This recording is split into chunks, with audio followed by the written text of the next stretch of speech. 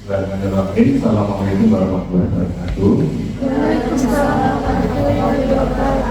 Oke, siang hari ini kita akan kuliah tentang lingkup dan definisi praktek kedokteran keluarga. Di antara jenengan mungkin sudah ada yang tahu dokter keluarga seperti apa? Belum tahu. Di mana mungkin ada yang relawan mau jawab? Belum tahu ya, kita lanjut juga ya. Ini pertanyaan. Sebenarnya nanti kalau jadi dokter, ya, kalau dikasih pasien banyak itu kira-kira kita mengucapkan apa ya, Pak? Mbak Putri, Mas Riki, nggak sama. Kalau kita diberi pasien banyak itu kita pengen apa ya? Sebenarnya kita praktek pengen pasiennya banyak kan? Nah, kalau misalnya dikasih pasien banyak itu siapa banyak? Alhamdulillah, pasiennya banyak. Tapi bisa juga saya tanya, bisa juga innalillah, ya, karena kita dapat rezeki dari musibahnya orang ya. Itu ya. Nah, karena ini praktek dokter keluarga. Pernah diperiksa dokter ya waktu kecil atau waktu harusan dalam waktu dekat pernah diperiksa dokter? Pernah ya. Kalau diperiksa dokter pengennya dokternya itu kayak apa? Sifat-sifatnya. Lama. Terus apa lagi? Mengedukasi, terus apa? Memberi pertanyaan, terus apa lagi, Mas Diki?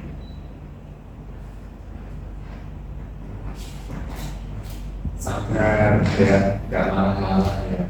Pernah lihat gak dokter marah-marah itu pernah gak? Gak pernah? Belum pernah ya. Ya, jadi ini kita membahas, kita mau jadi dokter keluarga itu dokter keluarga seperti apa sih ya? Ya. Jadi hari ini kita kuliahnya seperti lihat 5 tujuan pembelajaran hari ini ya. Yang pertama kita tahu tentang definisi dari kedokteran keluarga. Jadi makanya dalam definisi ini diharapkan mahasiswa itu bisa tahu lingkup ilmu kedokteran keluarga. Terus kemudian yang kedua bisa tahu contoh ilmu kedokteran keluarga dan aplikasinya. Terus kemudian bisa mengetahui dari tujuan dari praktek kedokteran keluarga. Terus kemudian yang ketiga adalah bagaimana sih kompetensi dokter keluarga.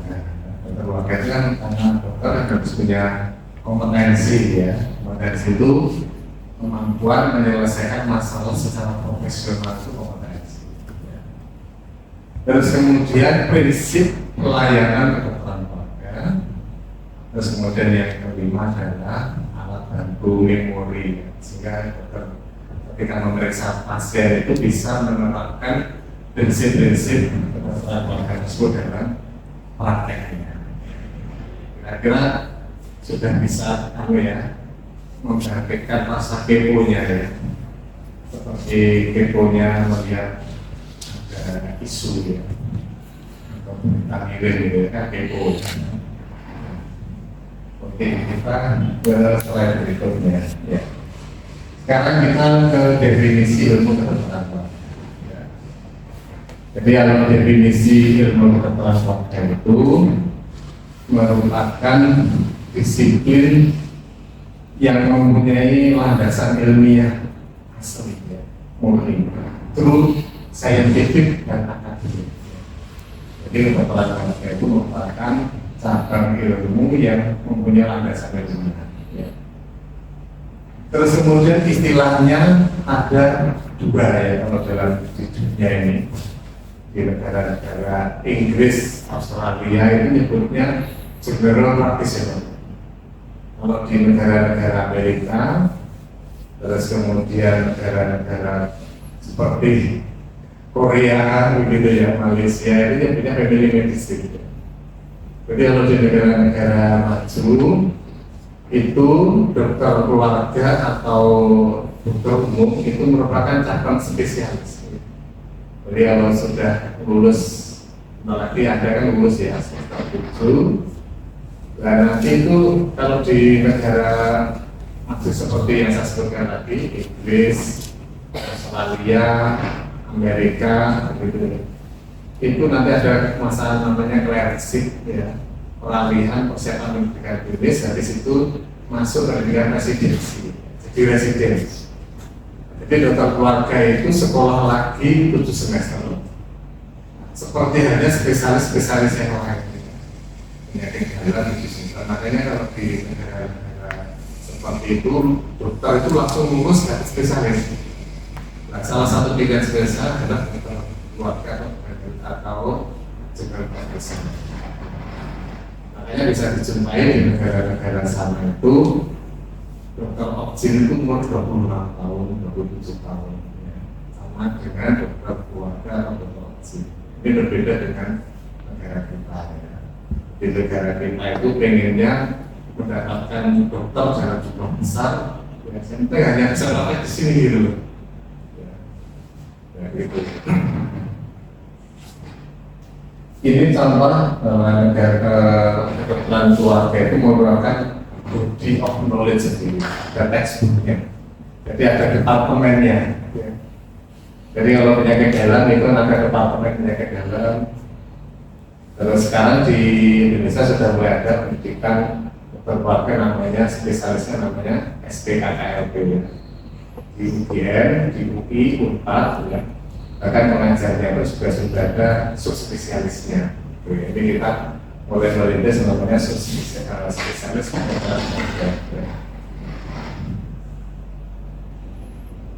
Nah ini nama ilmunya bisa tadi gitu.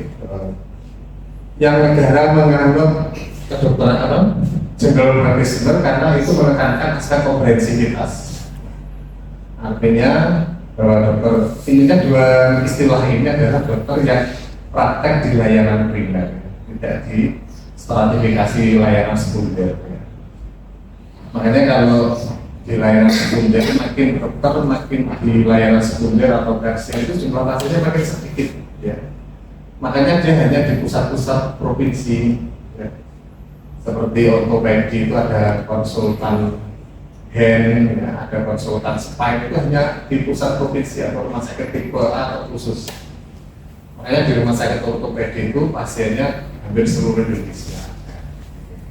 Karena di situ ada konsultan, bahkan ada konsultan khusus lutut, gitu ya. Ya itu. Nah kalau dokter layanan primer adalah dokter yang di ini layanan primer di strata atau dalam bahasa PPJ namanya FKPP. Fasilitas kesehatan tingkat primer. Nanti kalau di atasnya namanya FKPR, fasilitas kesehatan tingkat lanjut. Terus kemudian pemberian keluarga itu karena memberikan penekanan pada aspek keluarga. Terus kemudian ciri-cirinya adalah seperti ini, jadi memberikan pelayanan medis di layanan primer. Makanya kalau dokter keluarga itu maksudnya banyak. Mulai dari orang ARC, kontrol ibu hamil, ya, penyakit-penyakit. Kalau dalam BPJS di Indonesia itu 144 penyakit harus selesai kegiatan primer. 144 penyakit itu ya seperti kompetensi yang ada ProWT ya, yang levelnya 4A, 4B itu ya. Itu di total itu 144. Makanya BPJS kalau 144 itu pindah ke KTL itu nggak dibayar. Ya, makanya yang dibayar BPJS untuk di level 1 adalah 144. Nah cirinya itu tadi primer, terus kemudian holistik, menyeluruh, ya apa? Holistik itu utuh. Jadi manusia itu ketika sakit itu tidak hanya masalah fisiknya tapi juga psikisnya ya. Kalau bagi mahasiswa kedokteran itu kalau sakit tenggorokan suaranya serak nggak masalah, tapi bagi seorang Afgan ya atau Aisyah begitu saja tenggorokan suaranya serak langsung stres ya karena nggak bisa perform ya, nggak bisa nyanyi lagi padahal besok lagi ada show begitu. Nah itu lebih stres Afgan atau Aisyah ya, daripada masih sampai kota. Nah, itu holistik ya. Komprehensif karena lingkup layarnya luas ya. Tidak dibatasi usia, tidak dibatasi oleh sistem, tidak dibatasi oleh setting. Ini ada setting dewan, ini semuanya di cover oleh terus kemudian berkesinambungan ya, berkesinambungan artinya tidak berhenti mampu mendiagnosis diabetes. Diabetes ini penyakit yang kontinunya panjang ya. Jadi kalau orang sakit diabetes 5 tahun itu sudah mulai kita harus mulai waspada. Ini ada neuropati diabetes, makanya kita selalu memeriksa sensitivitasnya pasien. Terus memeriksa fungsi ginjalnya secara periodik. Ini sudah di di dalam BPJS itu sudah ada protapnya ya. Makanya masa-masa prologis itu dokter keluarga yang menangani itu setiap 6 bulan sekali mesti periksa ada centang ya. Ini sudah dievaluasi ya, karena ini super kontinu ya.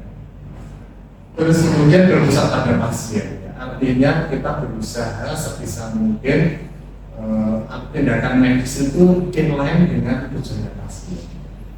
Itu yang pertama. Atau yang kedua, karena ini multidisiplin maka semuanya fokus pada ini, tidak fokus pada multidisiplinnya ya.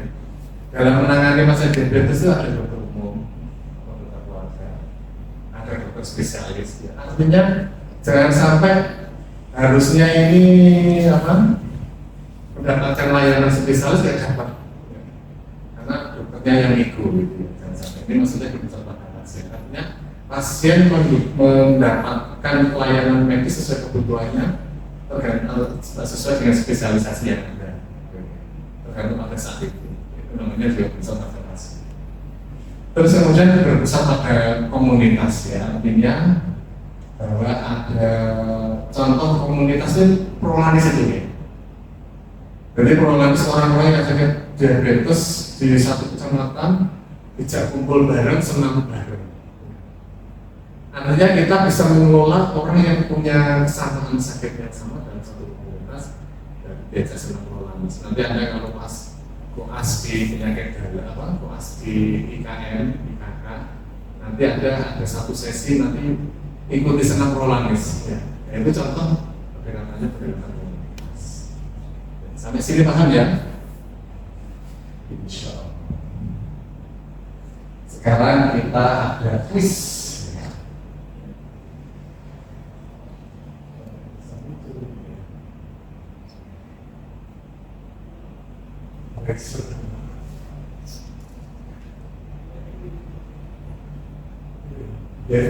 Biar bisa tampil dan bisa ya.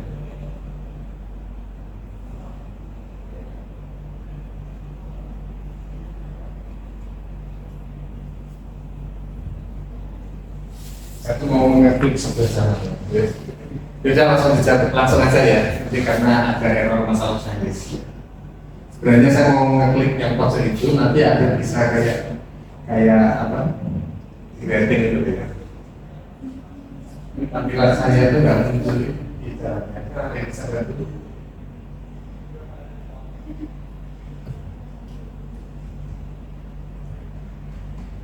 Oh ya, benar saya. Mungkin bisa lihat pakai kamera ya Pak. Agar dokter di channel.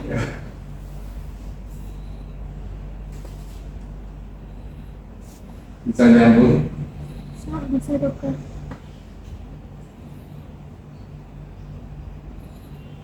Bisa join? Bisa nyambung? Oh ini sudah ada Mas Riki ya. Lihat siapa lagi? Ya salah dan sebagainya. Yuk. Terus barcode-nya itu diklik ya.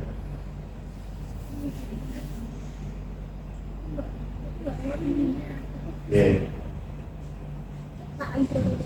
Oke ya. Ya, saya kira sudah cukup. Kita langsung mencoba menjawab ya.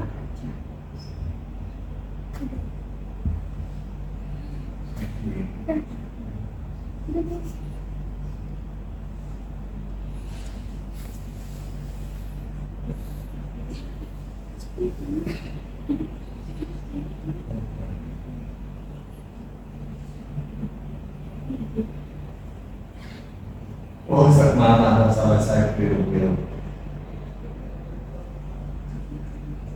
Nah, sekarang menjawab ini.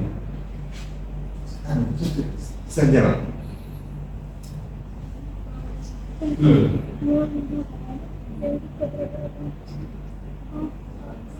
Sampun dong. Sudah. Ya, alhamdulillah sudah bisa menjawab semuanya 100%. Terus 5. Kenapa? Bisa nyetak gitu. 9 ya, semuanya jawab C ya. Nanti kita lihat kuncinya.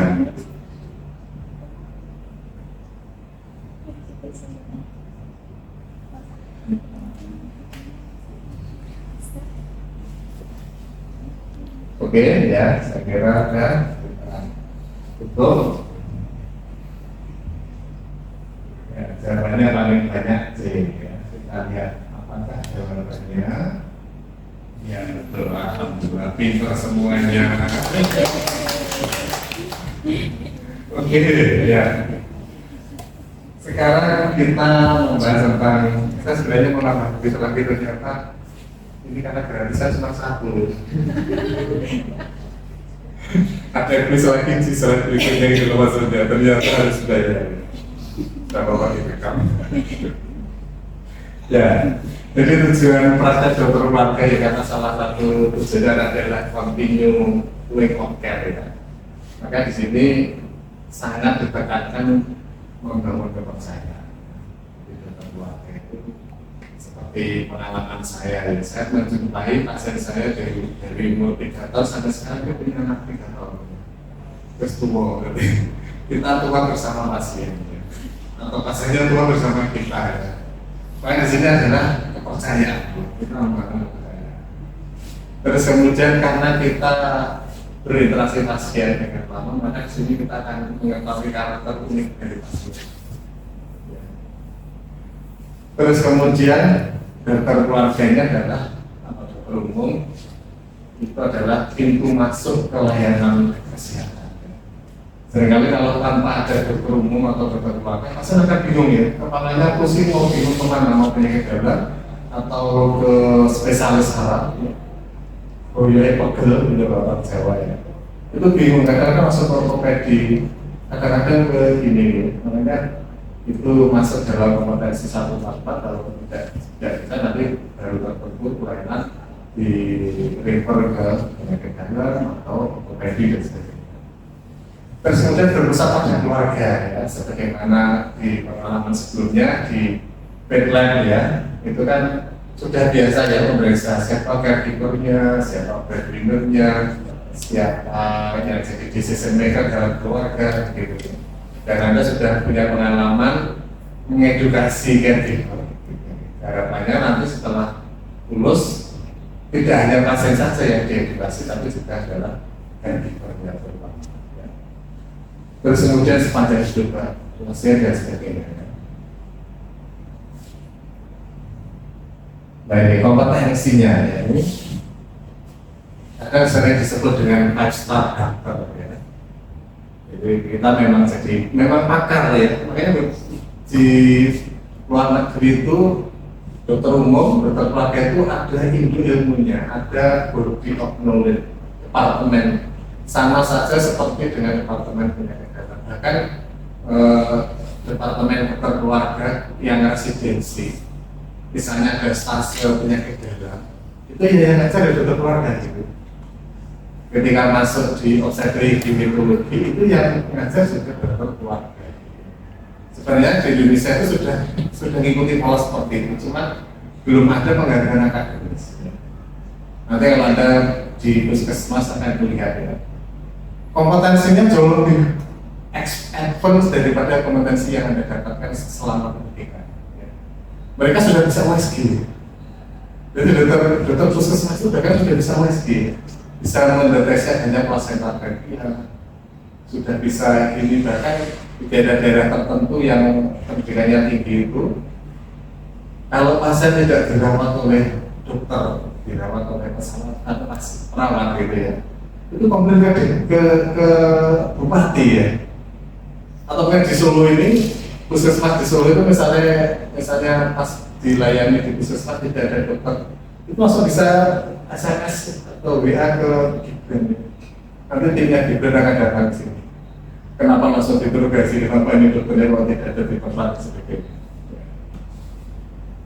Ya, jadi ada komunikator, kolaborator, yang nanti akan kita bahas di slide kuliah berikutnya ya. Terus prinsip-prinsip kedokteran keluarga. Yang pertama adalah, jadi prinsip itu adalah nilai-nilai utama yang harus terlihat. Seperti orang baik itu kan prinsipnya bisa kelihatan ya. Orang yang jujur, kalau orang pencopet itu karakternya kelihatan pencopet gitu ya. Dan dokter keluarga itu karakternya seperti apa? Yaitu pelayanan yang diberikan itu berpusat pada pasien.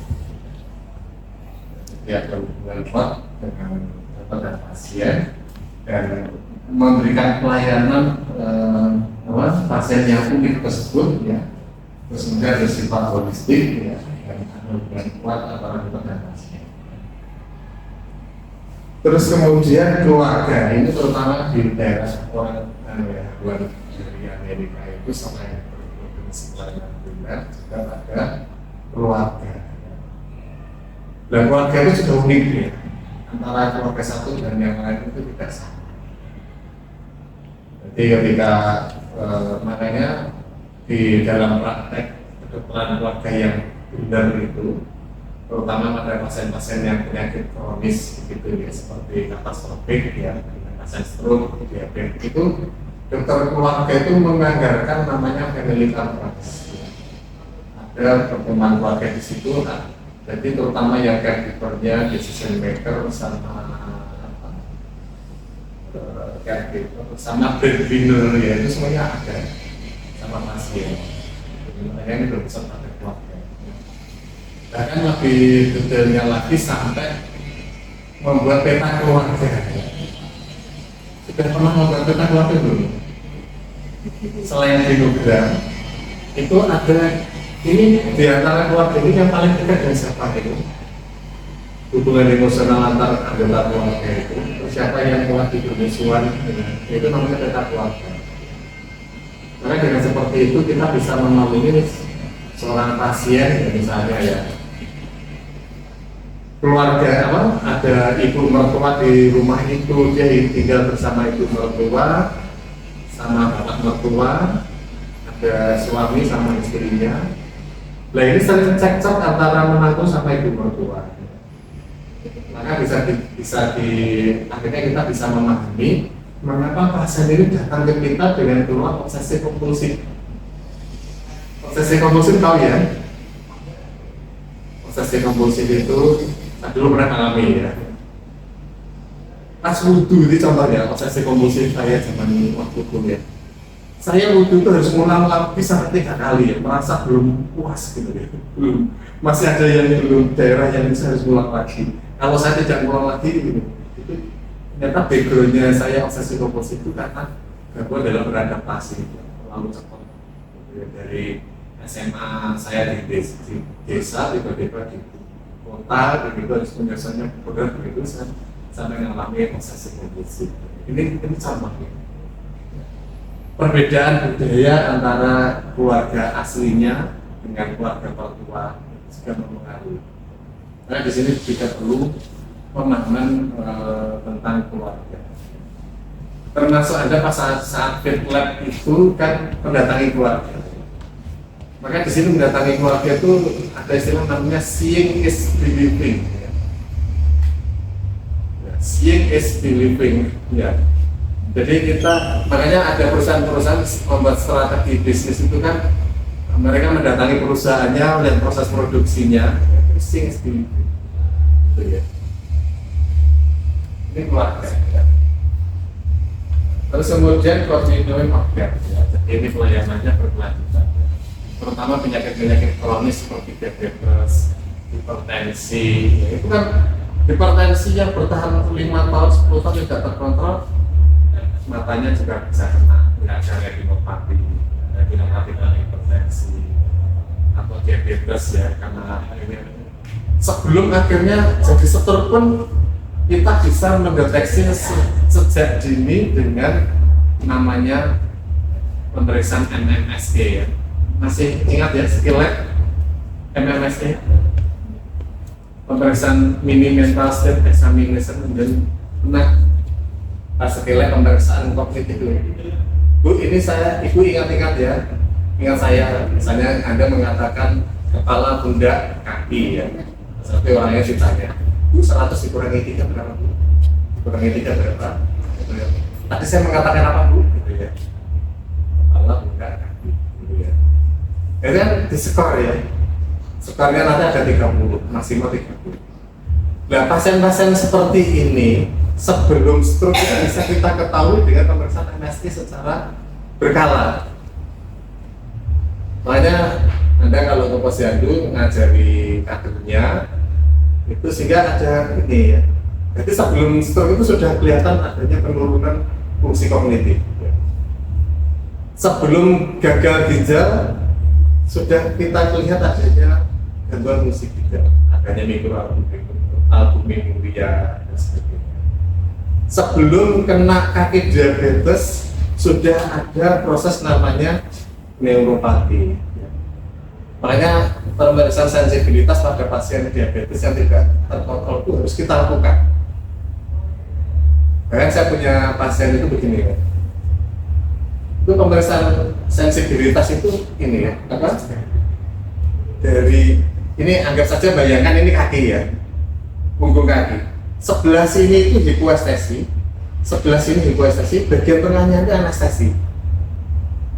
Bisa dibayangkan kan?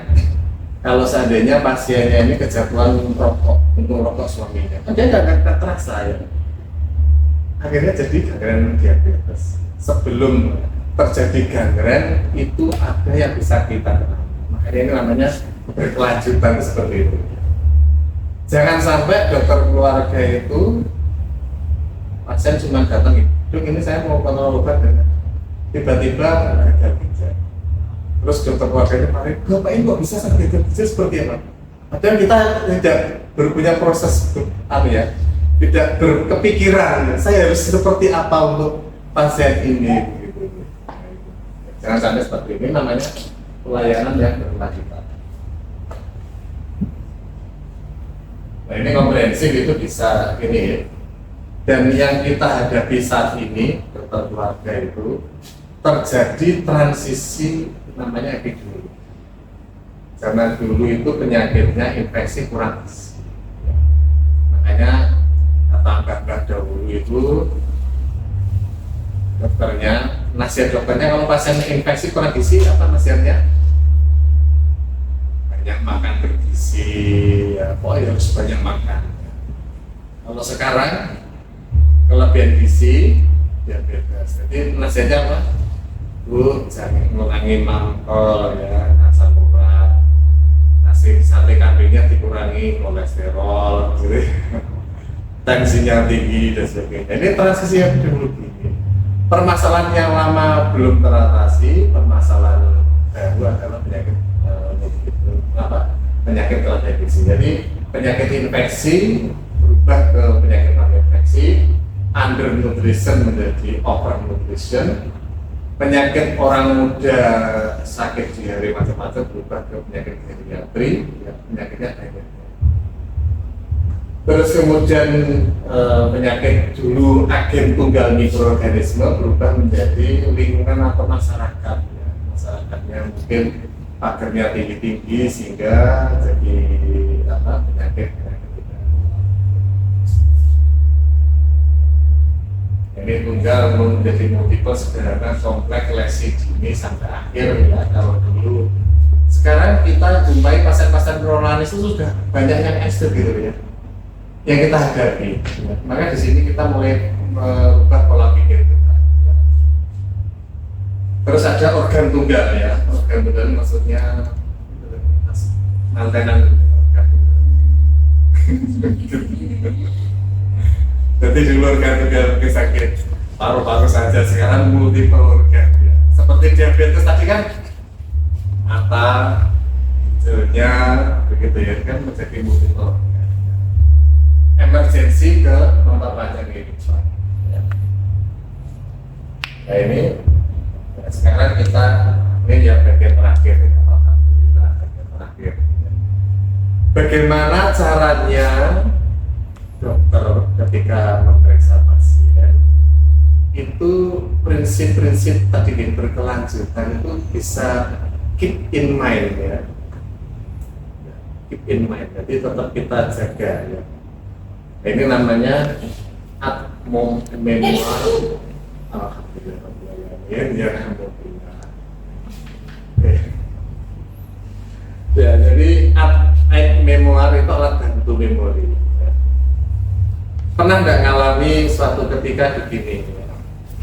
Anda pas di rumah mengerjakan sesuatu tugas blog begitu ya, terus iki aku mau ngambil barangnya itu karena ini berkaitan dengan tugas ya, jenengan tugasnya itu ada di motornya jenengan ya, ditaruh di bagasi motor atau mobil ya.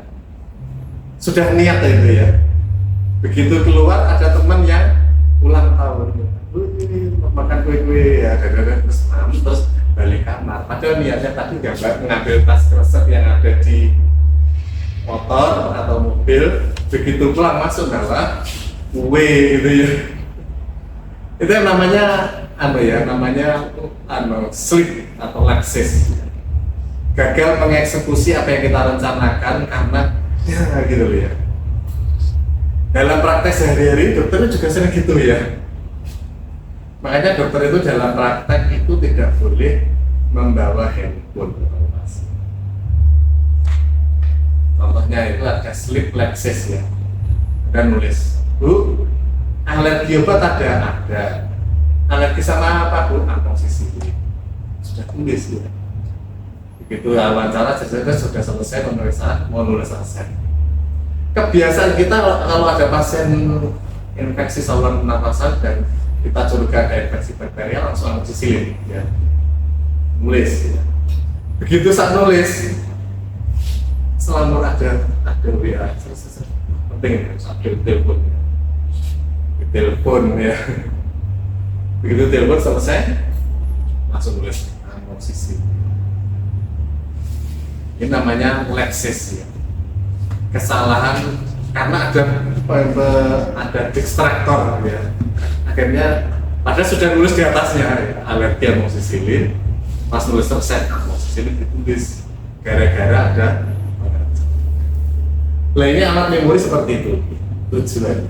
Begitu intinya ketika kita memeriksa pasien diabetes, pasien kronis ya TBC atau apa ya, kita berminat dan patuh.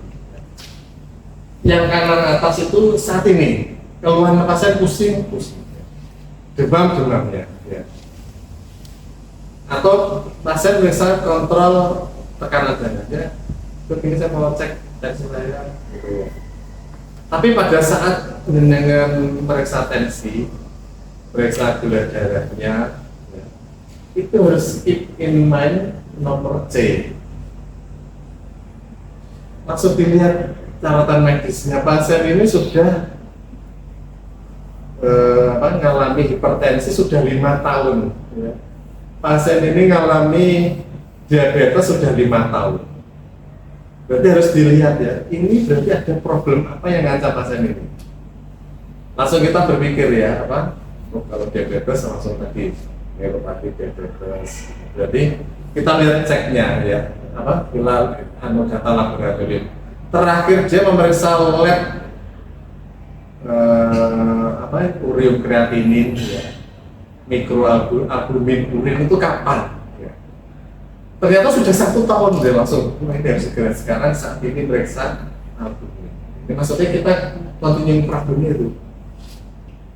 Jadi ini alat bantu, gitu. Begitu ada pasien diabetes, terus di situ 5 tahun, kita langsung lihat catatan medisnya ya, continuing problemnya apa? Ya. Maksudnya apa tadi? Memeriksa asam ureum kreatinin itu apa? Kita lihat di catatan medisnya ureum kreatinin 1 tahun yang lalu. Jadi apa? Ini kita memeriksa ureum kreatinin pada pasien itu apa? Memantau nefropati diabetesnya sudah ada belum? Memantau nefropati diabetes salah satunya adalah ureum kreatinin. Itu kan kalau ureumnya naik, kreatinin naik kan sudah ada fungsi ginjal ya, gangguan fungsi ginjal.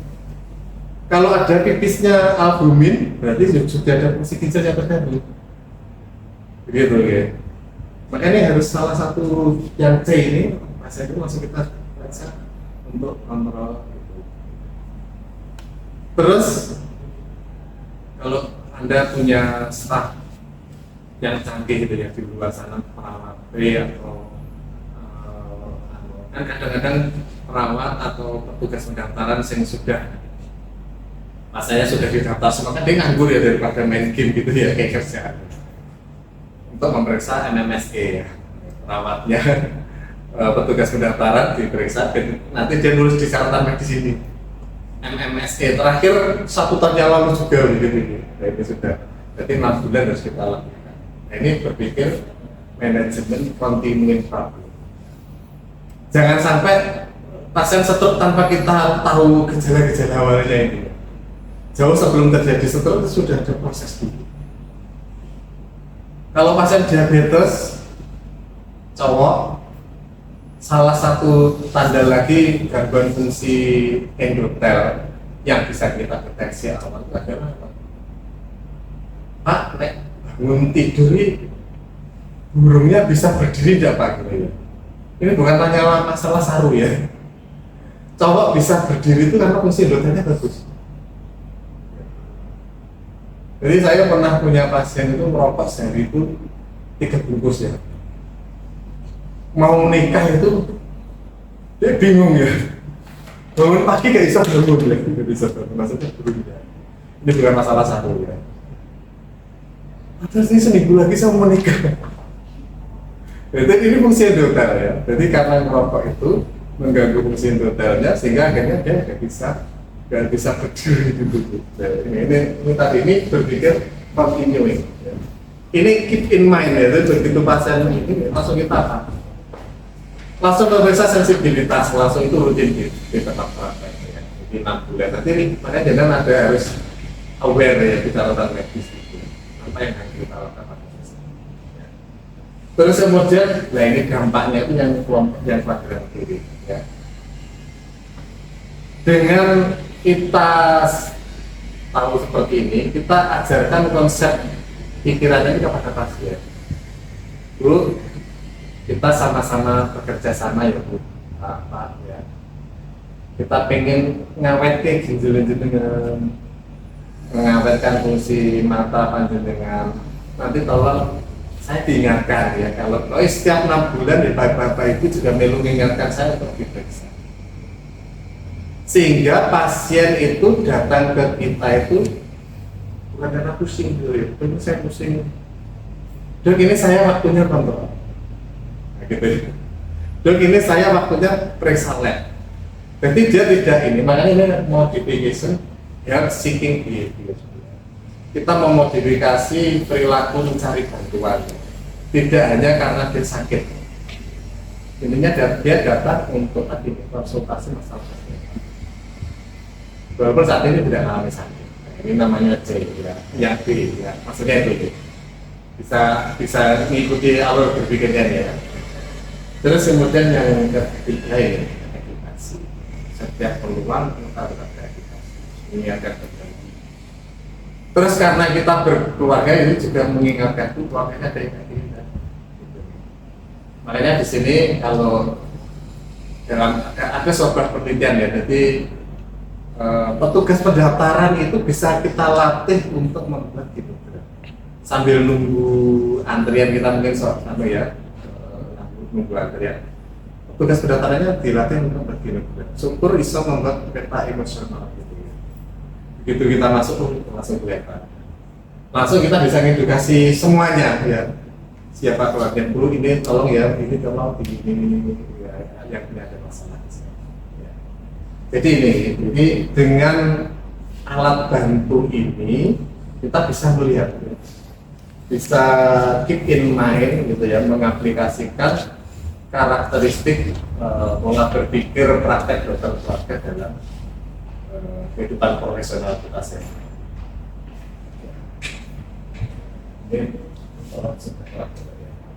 Ini keterangannya ya.